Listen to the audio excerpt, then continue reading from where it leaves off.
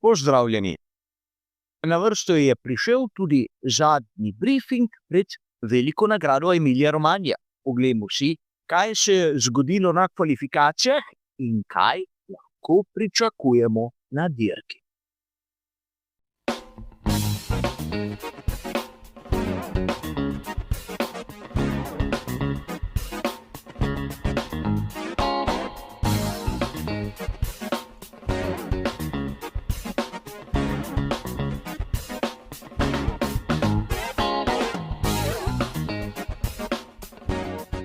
Kot ponavadi bo tudi tokratni zadnji brifing razdeljen na 3 dele, kjer si bomo najprej pogledali, kaj se je zgodilo na kvalifikacijah.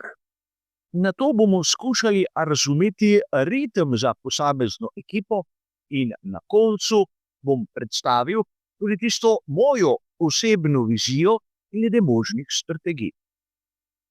A začnimo z dokaj dolgimi kvalifikacijami, ki verjetno marsikoga izmed nas, navdušencev, niso pustila ravnodušni.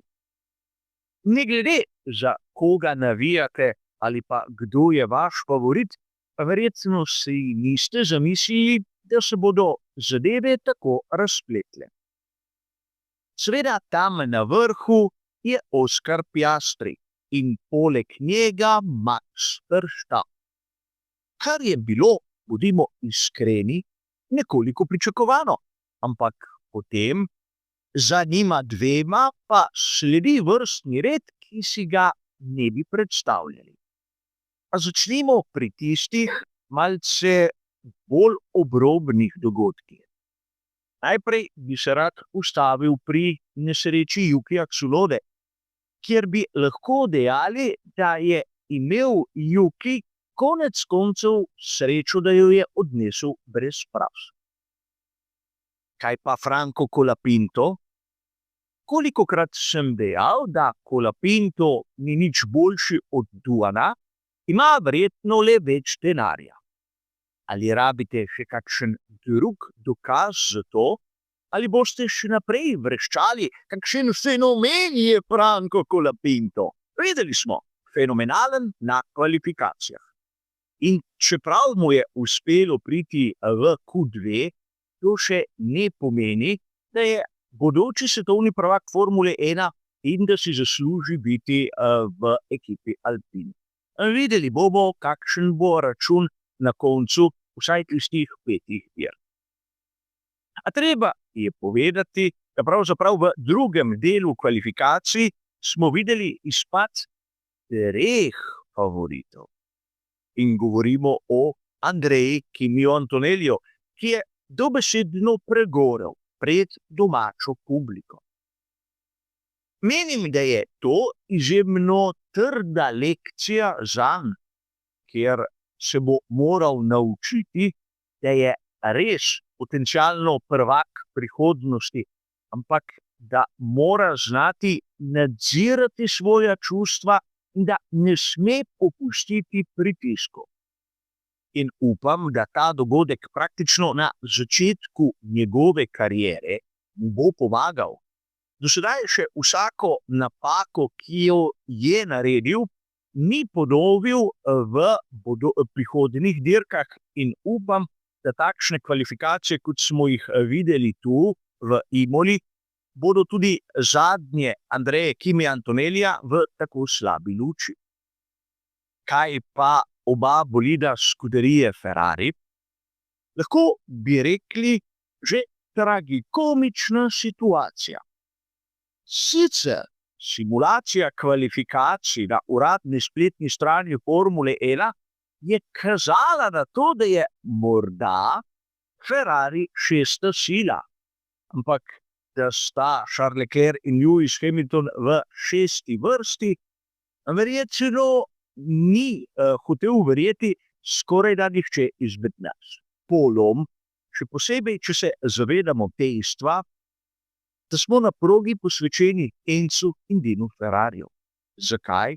Ta neuspeh Ferrarija pa malce kasneje v tistem drugem delu, kjer si bomo ogledali tudi telemetrijo.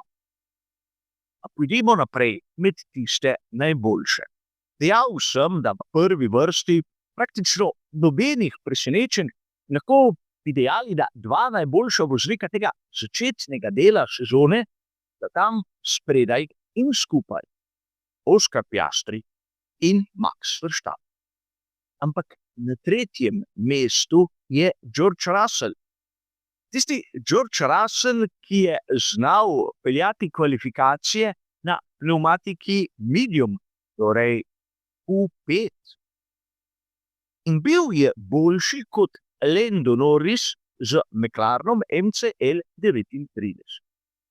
Zopet udarec pod pas za Britanca, ki je še do pred kratkim menil, da je letos njegova sezona, da bo letos on tisti, ki bo zaslužil številko 1 na svojem bolidu, ampak kaže izjemno slabo. Na to ne smemo pozabiti na enkratno, in ponavljam, enkratno predstavo Aston Martina. Z obema bolidoma v tretjem delu kvalifikacij, pri obeh so uporabljali pnevmatiko medium in seveda Fernando Alonso je pred Lensom Strollom, ampak vseeno oba sta bila prekleto dobra. In dobra sta bila tudi oba voznika ekipe Williams, kjer je bil Carlos Sainz mlajši malce pred Aleksandrom Albonom, a upam, da bo za ekipo iz Grova tudi tu v Imoli mogoče prišteti dvojne točke na njihov konstruktorski račun, a videli bomo, kaj se bo zgodilo v nedeljo. Seveda, med vsem tem dogajanjem ne smemo izpustiti, da je Izak Hadjar tudi prišel med najboljše, kar ni tako zanemarljivo. In med drugim bi rad pohvalil tudi Gabriela Bortoleta. Seveda, verjetno marsikdo ni razumel, kakšen uspeh je bil za Bortoleta, da se je prebil vozi za Sauber. Čeprav je pred 2 sezonama osvojil naslov prvaka v Formuli 3, lani prvaka v Formuli 2, je ta preskok ogromen, še posebej, če prideš v ekipo, ki je v težavah, v ozadju, ki nima nekega spodobnega bolida. Ampak vseeno lahko bi dejali, da kar se tiče prve štartne vrste, nobenih presenečenj. Presenečenja so tam v 6. in 7. In seveda ta presenečenja so vse prej kot pozitivna. A videli bomo, kaj se bo zgodilo na dirki. Razumeti moramo, kakšen bo ritem za posamezno ekipo. In ker je bila simulacija kvalifikacij na uradni spletni strani dokaj točna, bi bilo prav, da si ogledamo tudi, kaj pravijo za dirko. Seveda, McLaren tam spredaj, kar je bilo samo po sebi že razumljivo. Nato imamo skorajda skupaj Mercedes in Red Bull, kar bi morda tudi celo držalo. In v nadaljevanju približno 35 zaostanka na krog imamo Ferrari ter Williams. In to je treba povedati, da oba Williamsa bosta dirko štartala bistveno pred obema Ferrarijema. In seveda na to imamo Racing Bulls, Haas, Alpine ter vse ostale.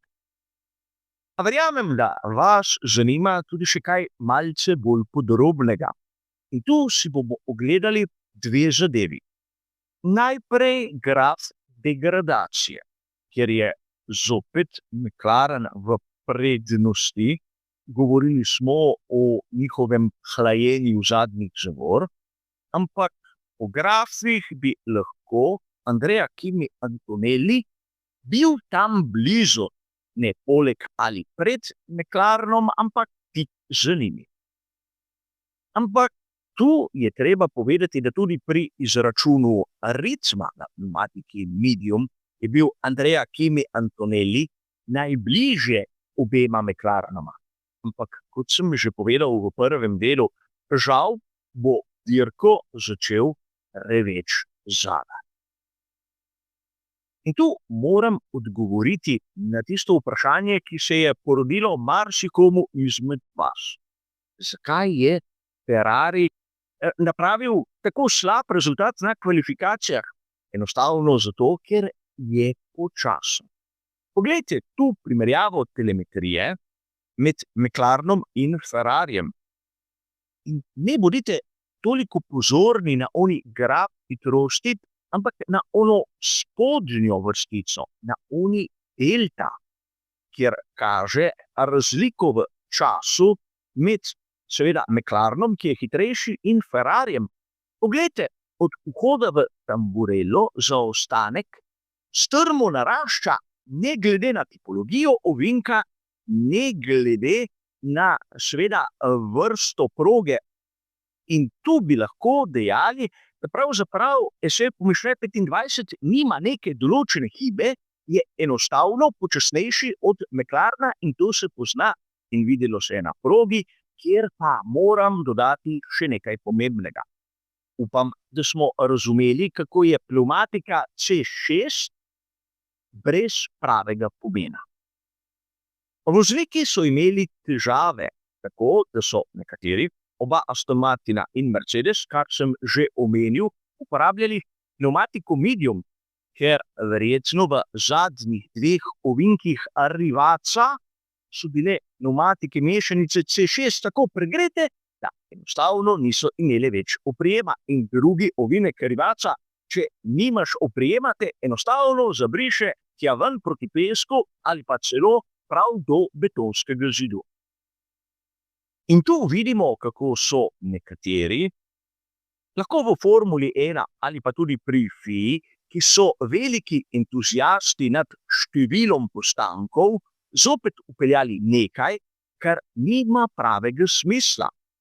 A videli bomo, kaj se bo zgodilo na dirki. A ker sem že začel omenjati pnevmatike, je sedaj prišla na vrsto tista moja napoved glede možnih strategij. Tokrat bom predstavil 3 variante. Seveda imamo mešanice C4, C5 in C6. In treba je povedati, da prva varianta je tista, ki je najbolj zanesljiva. Začeti na pnevmatiki medium, peljati približno 13 krogov in nato dvakrat po približno 25 krogov na pnevmatiki hard. Seveda odvisno, če bo kakšen varnostni avtomobil, če bo kakšna nevtralizacija ali kaj podobnega. In ta varianta je dokaj zanesljiva. Obstaja še druga verzija, ki je malce bolj drzna in pravi, da bi nekdo lahko začel na pnevmatiki medium, speljal 18 krogov, kar je že malce podaljšan prvi del, nato 27 krogov na pnevmatiki hard in na koncu še nadaljnjih 18 na pnevmatiki medium. Kar je izvedljivo, ampak po mojem malo verjetno. Sam strategije z enim postankom s temi mešanicami brez zamere ne vidim kot realne. Ampak imamo neko možnost, ki je po mojem izvedljiva samo v teoriji, ki pravi, da bi nekdo lahko začel na pnevmatiki medium, odvozil 22 krogov, kar je ogromno, in nato 32 krogov na pnevmatiki hard.